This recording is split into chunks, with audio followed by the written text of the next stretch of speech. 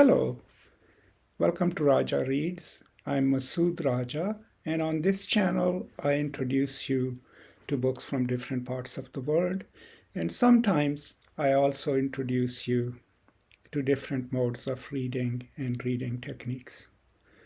Today, I'll talk about one specific mode of reading, which a lot of literary critics talk about. We teach that in the universities as well, and that is what is called as the new critical method of reading. Now, there's nothing new about it. The reason it was called new criticism was because in the late 1930s and early 40s, some critics started writing about what's the best way of reading a text and writing about it, and they called that new criticism. And the person responsible for the term was John Crowe Ransom, who actually published a book by this title.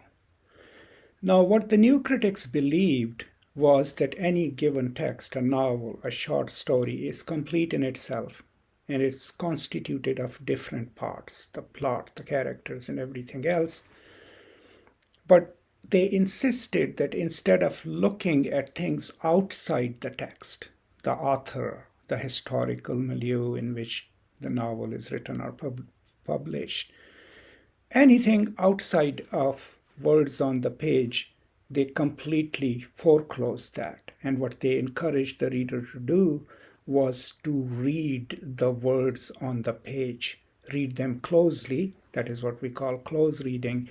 And then the text itself, since it is complete in itself, has different moving parts. If we can connect those and focus on the language, then we can know what a text means. We do not need the information about the author's biographical or other. We do not need when the book was published. We do not need any other information. So the new critical method then encourages us to just read the book and construe meanings from that. I mean, we all do that in everyday life. Remember, like if an actor gets involved in a controversy or something, we always try to convince ourselves that, okay, I'm just going to watch the movie. I'm not going to worry about what this person does in real life. That's you and me convincing ourselves that since I enjoy the movie, I'm just going to watch the movie itself and not let my opinion of this actor be governed by what he or she has done off screen. That is you and me taking up the persona of a new critic. So some major debates in the new critical field or school of literary theory or literary criticism were also about things that they called fallacies. There are two big fallacies: intentional fallacy, which meant that trying to read the intention of the author in the novel. We should not do that. We should not worry about what the author might have intended, right? Because the work itself is the arrived intention of the author. Whatever the author wanted included in a story is already in the story. So we don't need to go and read up a letter or something which tells us this is what Faulkner intended.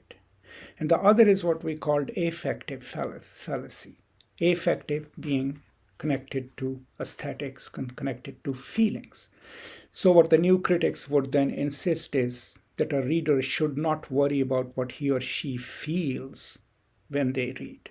They should not talk about, oh, this novel made me feel sad, this novel made me feel excited, because that is affective fallacy. That's you and me bringing our own ideas and thoughts to the interpretation of a novel or a short story. So these are some of the things that new critics insisted on. Of course, the criticisms of their approach are various. One, the most important being that they kind of remove the novels or short stories from their historical context, but also from the context within which they are being read. And that becomes too mechanical, but it also robs a novel or a story of the extra richness that can be added to an understanding of it if you think of the text in historical terms, or if you think of it in terms of how it is received and why it is received the way it is. But I just thought I should just briefly talk about this one critical approach that a lot of people still use, especially when you're closely reading a text, right? Close reading comes from New Critical School of Critical Inquiry. And some of my students still use it. You might still be using it. If you do, let me know what you think about it. My personal view is that yes, close reading of the text is essential and important, but sometimes it doesn't really render the meaning. You have to go outside the text, learn the culture of the text, where it is produced, to really understand it well. And I always use one example, let's say from Salman Rushdie's The Satanic Verses. If you read the opening paragraph, right, two characters are falling from the sky. One of them is singing. At the end of that lyric, he says, Hoji, Hoji. No amount of closed reading would tell you what it means, right? You will have to go outside the text to find out that in the 60s Bollywood songs, Hoji used to be a refrain ended to a verse that was sung, right? To understand the significance of that, right, that sentence or two, you have to go outside the text and not just close read, right? And there are so many other novels or short stories that you can think of that would not render their true meaning or will not have their true impact on you simply because of close reading.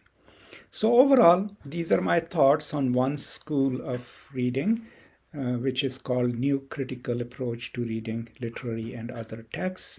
Now, my other channel, Post-Colonialism, has a whole series of lectures on it, and those are slightly more complex because they are geared towards a scholarly audience.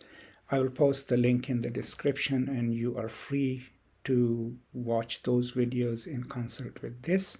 But I thought this brief video should be able to introduce you to one important way of approaching the act of reading and reading the text, and its technical name is New Critical Approach to Reading Literary Texts. That's all.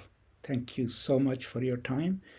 Stay safe, take care of each other, and if you have not subscribed, please do subscribe to this channel.